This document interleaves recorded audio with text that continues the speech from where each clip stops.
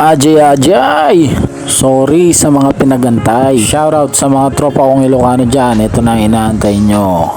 Imbis na rosas, ito yung ibigay mo sa jowa mo. Siguradong matutuwa pa siya sa iyo. Bulaklak ng kalabasa mga par.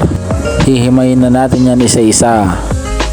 Di ko to kayang explain kaya manood ka.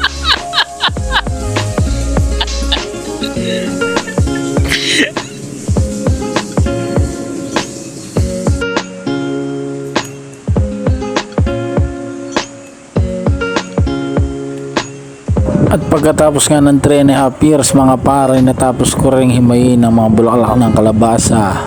At sa sobrang dami nga ng hinimay kong bulaklak ay tinulungan na ako ni Ma'am Emma. Shoutout sa iyo ma'am, salamat sa pagtulong. Ayan, at pinutol-putol na nga niya yung sitaw at hinimay na yung sigarilyas. Tinanggal niya ang magkabilang dulo tapos binayak niya yung sigarilyas. Pagkatapos nga ng bulaklak ng kalabasa, ito namang bunga ang aking napagdiskitahan. Binayak ko na yan sa 4. Sunod niya na ibabalatan.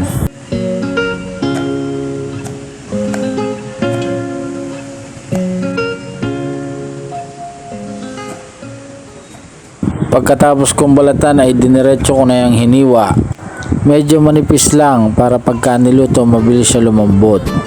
At naghiwa na nga ako dyan ng patola. Ang sabi ni nanay na pinagbibilang ko sa palengke, mas maraming patola, mas masarap.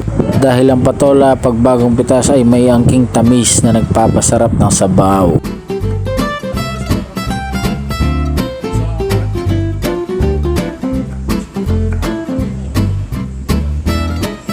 Natapos ko na ang hiwain ng mga patola at binalik ko na sa planggana.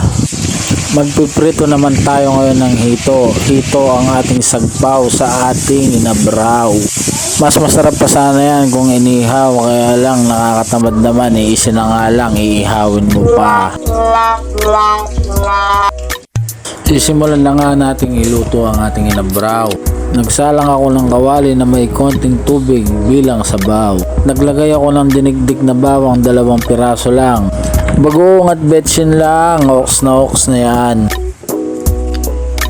Kapag kumukulo na yung ating sabaw, ilagay na natin ang kalabasa. Dahil yan ang pinakamatigas, yan ang uunahin natin na palambutin. Pagkalipas ng mga 5 minuto, kumukulo na ang ating kalabasa. Ilalagay na natin yung ibang gulay gaya ng sigarilyas at sitaw. Pagkatapos natin niya ilagay, ay takpan lang natin ulit. Susunod na yung mga patola. Mabilis lang yan lumambot. Pagkalagay mo, takpan mo saglit. Kapag nakuluan na o na-steam, pwede na yan.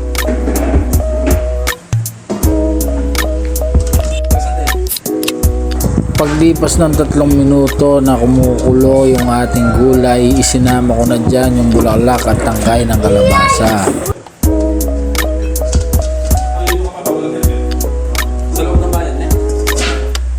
At panghuli, ipapatong na natin ang korona, yung hito na ipinrito natin kanina. Pagkatapos ay tatakpan natin ito hanggang sa malanta yung mga bulaklak. Napakasimpleng lutuin at napakasimple din ng mga sangkap. Natural na natural, walang halong kemikal. Konting kulo pa para maglasa yung ating sinagpa. Alam nyo na, pagkatapos niya ng kasunod ay chow. Paborito ko ang inabraw. Okay lang sa akin yan kahit araw-araw.